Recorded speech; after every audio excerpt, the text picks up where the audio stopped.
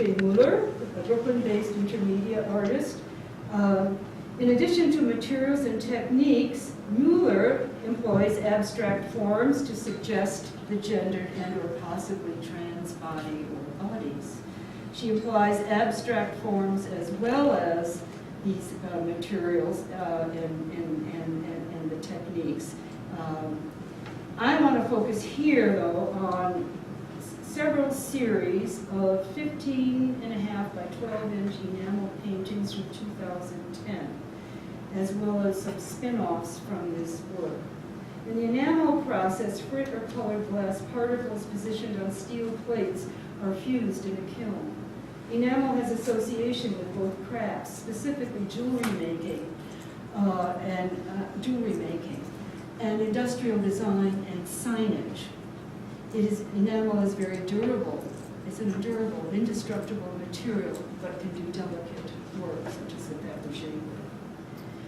At first glance and from a distance, the paintings appear austere, strict, cool, aloof, and upstanding, possibly essentialist or idealized. Up close we see, though, that the edges of color press against each other. Lines touch, cross, and open up pictorial space. In enamel, colors cannot be mixed like regular pigment.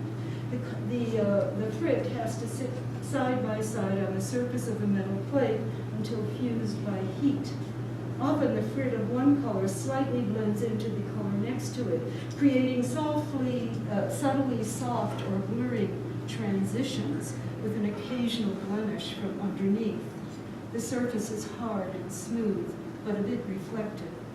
Seemingly rendered with formalist precision, the artist's hand is not visible, nor do the pieces reveal how they came to be. Muller has developed a visual vocabulary refined through a sequence of drawings and then carried out in these enamel paintings. And this vocabulary of forms enact relationships of the forms to each other and to the edge of the paintings. Often the images depict two forms mirroring each other, calling up sameness and difference, almost touching, or interaction, or paired, roughly symmetrical like the body itself, or like one half of the body flipped to meet its other half, or like a body meeting a similar body in a twinned lesbian form of contact. The forms suggest multiple readings, oscillating between positive and negative space, figure and ground, figuration and abstraction, and seemingly masculine and feminine. Each panel can exist on its own, but as a series they become a playful dialogue of forms and compositions, getting reworked and changed from panel to panel. Muller might take an early painting and literally turn it on its side, or upside down.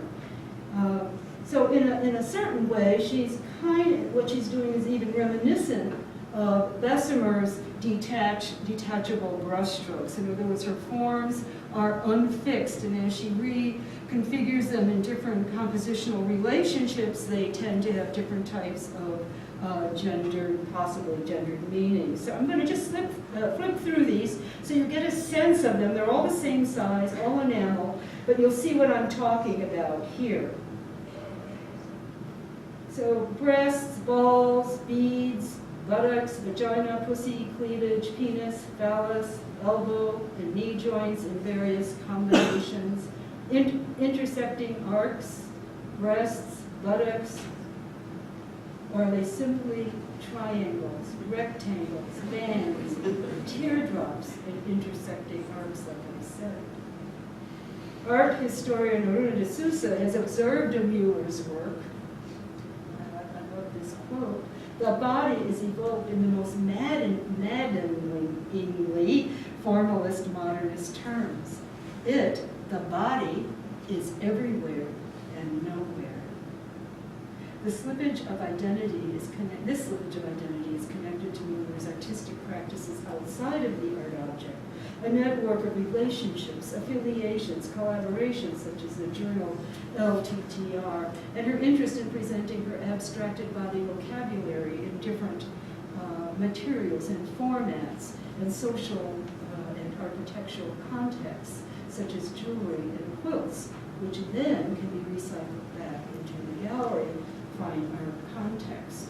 These are, she calls these series of enamel pendants, small paintings. Here's a bunch of these pendants. Here's somebody wearing one. And here's how she might present them on a wall, in a domestic environment or in a gallery or art space. And the shift here to fabric, which of course is referencing the gender quilt tradition, a soft material, very different than the hard enamel. These are stitched compositions. And to me, the forms here become almost like cartoons or almost like speech balloons or bubbles waiting to be filled. These quilts were done as an addition. They're based on her drawings. But now the drawings are reenacted in, of course, textile language. The quilts are sold as functional blankets or covers and not as art objects. These quilts, of course, can also be manipulated.